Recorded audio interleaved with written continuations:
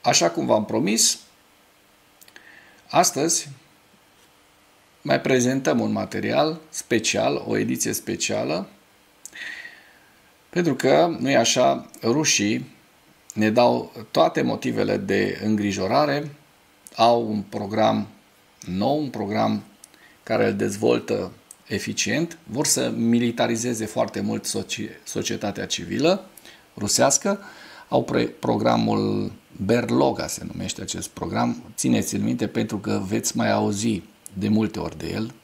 Este un program amplu de peste 600.000 de tineri, elevi și studenți, care sunt învățați să proiecteze, să fabrice, să producă și să și opereze dronele.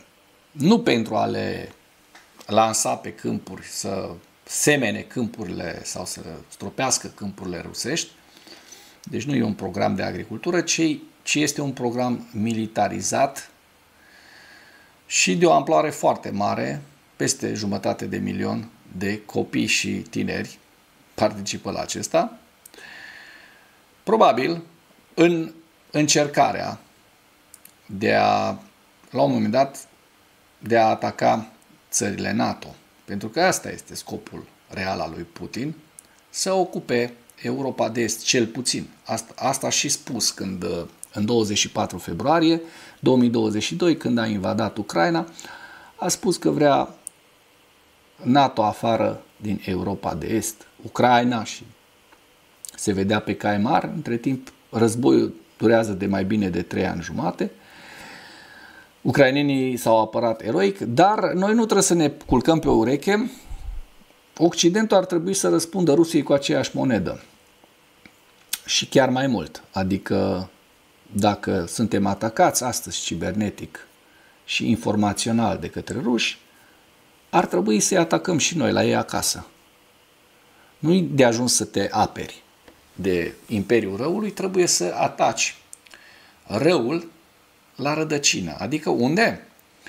Exact acolo, în fabricile astea ale lor de drone și de rachete, ca să nu le mai poată produce, ca să nu mai aibă cu ce să-ți dea în cap. Și ar trebui combătut și acest program pe care vi-l prezint. Nu vreau să o mai lungesc, dar este un program amplu care demonstrează clar că Rusia vrea să se militarizeze și se pregătește de un război de lungă durată cu Occidentul. Iată despre ce program este vorba. Este vorba despre generarea forțelor rusești și adaptările tehnologice. O analiză foarte bună a Institutului pentru Studiul Războiului, care sună în felul următor. Kremlinul a lansat mai multe programe care vizează introducerea sau familiarizarea elevilor ruși în producția și operațiunile cu drone de luptă rusești, stabilind condiții pentru a include pe acești copii ca producători sau operatori de drone militare cu experiență în viitor.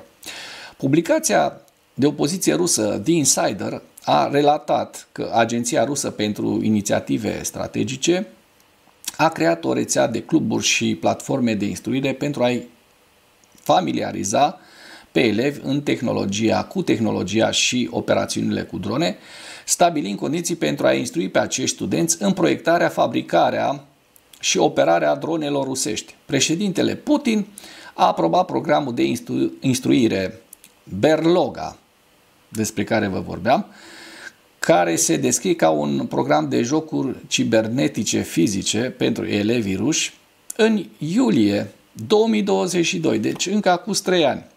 Iar guvernul rus a sprijinit programul prin furnizarea de finanțare și stimulente pentru copiii care participă la acest program. The Insider a relatat că programul Berloga îi învață pe copii să opereze drone virtuale pentru un sprijin logistic și pentru a se apăra împotriva țintelor aeriene virtuale, expunând copiii mici la operațiuni logistice și război antidrone pe care forțele ruse le folosesc în prezent pe câmpul de luptă, cu mult înainte ca acești copii să poată începe instruirea militară formală. Dezvoltatorii programului Berloga au susținut că acesta își propune să asigure că participanții, dintre care programul susține că sunt peste 600.000, vor trece în cele din urmă la programarea și asamblarea de drone reale. The Insider a relatat că participanții la programul Berloga merg la centrul educațional Sirius, legat de Kremlin, care stimulează participarea studenților prin burse și oportunități de angajare. The Insider a relatat că munca participanților contribuie direct la dezvoltarea problemelor reale ale partenerilor centrului Sirius, peste 80% dintre aceștia având legături directe cu baza industrială de apărare rusă și mulți dintre aceștia fiind orientați către drone și spațiu. The Insider a relatat că este probabil ca elevii implicați în centrul Sirius să fie conștienți de eforturile lor de susținere a aplicațiilor militare. Deci, în cadrul acestui centru să fie interzis studenților să discute despre afiliere militară.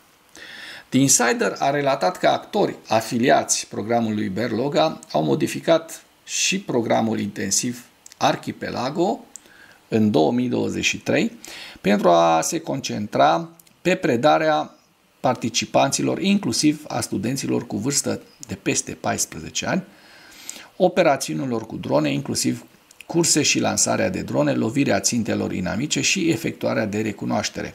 The Insider a relatat că Berloga cooperează de asemenea cu jocul militar patriotic pentru tineret Zarnitsia.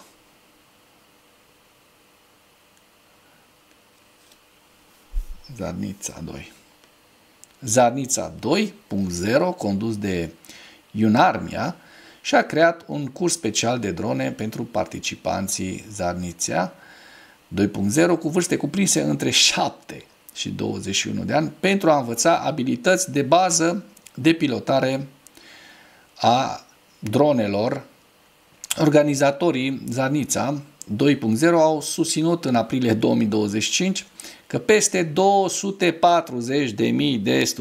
de elevi studenți au finalizat programul de drone pe care Berloga l-a dezvoltat pentru Zarnitsa 2.0.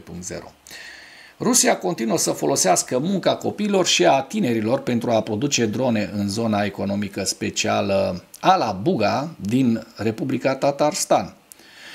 Canalul TV Zvezda a Ministerului Apărării rus a publicat un documentar de 40 de minute care prezintă fabrica rusească de producție de drone Shahed Geranadică din Republica Tatarstan. Documentarul afirmă că băieții și fetele de la Colegiul Politehnic Ala-Buga și elevii din clasa a 9-a sunt implicați activ în producția de drone Shahed în cadrul SEZ. Programul Republicii Tatarstan a încercat fără succes să modifice legislația regională pentru a permite școlarilor începând de la vârsta de 14 ani să lucreze la întreprinderile de apărare și să modifice codul federal al muncii pentru a permite copiilor de 16 ani și peste să lucreze în industriile periculoase. Canalul YouTube în limba rusă RZVRT cu sediul în Georgia și publicația independentă de Protocol au raportat în iulie 2023 că Colegiul Politehnic Ala-Buga a recrutat în masă studenți cuprinși între vârstele de 15 și 17 ani pentru a produce drone Shahed. Utilizarea muncii copiilor în Rusia, în fabricarea armelor, probabil ajută la compensarea parțială a deficitului de forță de muncă în Rusia. Deci, oameni buni, iată cu ce se ocupă Rusia și cum încearcă ei să militarizeze societatea rusă. Ăsta este un model clar nazist, e după model nazist, cum, dacă vă aduceți aminte și din documentare, în istorie, naziștii, da, aveau și un program de militarizare a tinerilor și a tinerilor, atât bărbați cât și femei, care erau responsabile cu propaganda și cu ocuparea spațiului vital Da? Acest spațiu vital, despre asta este vorba, acest lucru dorește și Rusia acum, un spațiu vital pentru Rusia, de parcă Rusia ar fi o țară mică cât Israelul, de exemplu, și ar fi năpădită de dușmani și acum s-ar apăra pentru existența ei. Rusia este cel mai mare stat din lume ca întindere, cel mai mic ca valori morale, de-a lungul istoriei demonstrat în ultimii 300 de ani. Acest stat se pregătește să facă drone. Ce fac ei cu dronele produse la Alabuga? Vedem că în fiecare noapte terorizează Ucraina. Deci ei nu fabrică și nu se pregătesc pentru dezvoltare, ci pentru un război total. Războiul total pe care l-au avut și când Hitler, același tip de război total pe care și Hitler l-a făcut. De aia spun, degeaba încearcă să prostească și, din păcate, au reușit să prostească pe mulți că ucrainenii ar fi cei naziști. Nu, ucrainenii se apără, iar naziștii, fasciștii din ziua de astăzi sunt rușii. Rușii, Kremlinul, Moscova, ăștia sunt fasciștii, iar fasciștii de la Washington, în frunte cu mișcarea MAGA și Elon Musk, asta e altă poveste. Dar tot pe același calapot sunt. Tot niște fasciști, niște oameni fără scrupule care vor să facă, să modifice și să crească o nouă ordine globală în care să ne bage înapoi în sclavagii, să ne pierdem libertățile pe care le-am avut în secolul 20, greu câștigate după război, după al doilea război mondial, da? Și să ajungem acum noi în secolul 21 o societate de tipul unui feudalism tehnologic care ne este propus de propagandiștii de la Washington, de exemplu, cei care vor să facă un feudalism de tip tehnologic în frunte cu Thiel și cu ceilalți politruși de acolo, de la care au luat lumină inclusiv Elon Musk sau vicepreședintele american. Despre asta este vorba. De fapt. Mulțumesc mult celor care ați urmărit până la final acest material. Vă las link în comentarii pentru că mai sunt și alte informații foarte utile, cum rușii dezvoltă tot felul de drone și cum le îmbunătățesc,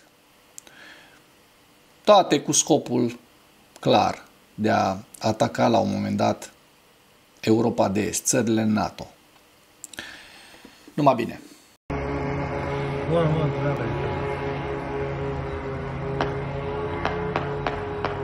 Бывает.